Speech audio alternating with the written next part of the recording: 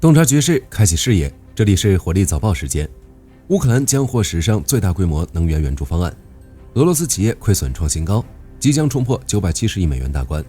乌军利用俄军通讯瘫痪发动局部反击。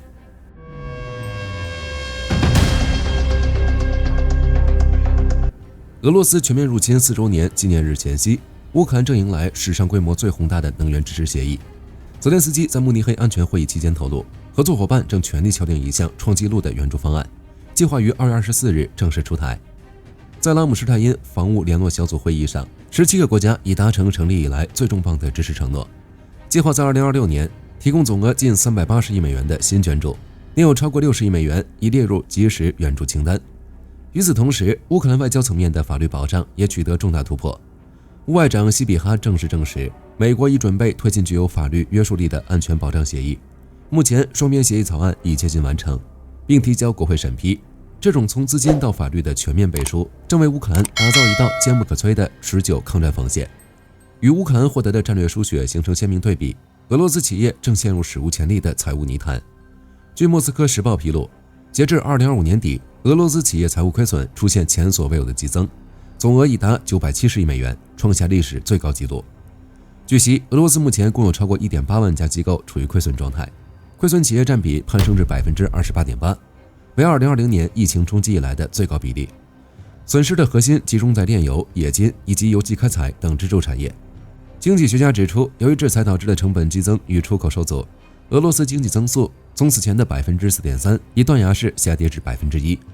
俄罗斯昔日的创收巨头正逐渐走向违约与破产的边缘。同时，由于利润税收入锐减，俄罗斯地方预算已无力支撑基建与医疗支出。普京正面临一个由于制造业萎缩与消费疲软引发的经济残局。而在战火燃烧的最前线，乌克兰军队正敏锐捕捉俄军的技术软肋，并发动精准突袭。战争研究所 SW 最新报告指出，乌军在第聂伯罗、彼得罗夫斯克与扎波罗热边界发起了极具针对性的局部反击。乌军精确利用了近期俄军星链终端与电报通讯大面积中断的机会，在海丘尔河以东发动定点突击，成功收复了前线多个孤立据点之间的联系。俄罗斯军事博主哀鸿遍野，抱怨由于前线通讯彻底恶化，基层部队已完全丧失协同能力。SW 分析认为，俄军在早期的盲目推进中绕过了部分无防阵地，试图营造占领范围更广的假象。如今在通讯盲区与乌军反击的双重压力下，这一战术瑕疵被无限放大。乌方正利用俄军指挥系统的瘫痪，迅速改善并恢复在该战线的战术地位。回顾今天的早报，当380亿援助对撞970亿亏损，当自主化防御遇上通讯的全面崩塌，这场战争的天平正在向资源整合与技术领先的一方倾斜。各位观众又怎么认为呢？今天的早报到这儿就结束了，后续报道我们将持续关注。我是火力军，下期见。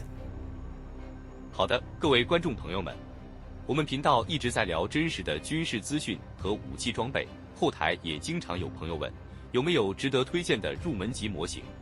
今天就和大家分享一款近期接触到的产品。首先，它的外形还原度做得相当不错，比例准确，武器上的一些关键细节和标识也都有体现，材质也说得过去，拿在手上有不错的分量感。其次，它具备一定的可动性，对于理解基础操作原理有一定帮助，让它不仅是个静态摆件。综合它的做工和可玩性来看，价格确实比较亲民。对于想入门模型收藏，或者单纯想在桌上贴一个摆件的朋友来说，是一个性价比很高的选择。商品链接已经给你们上了，感兴趣的朋友可以自行了解。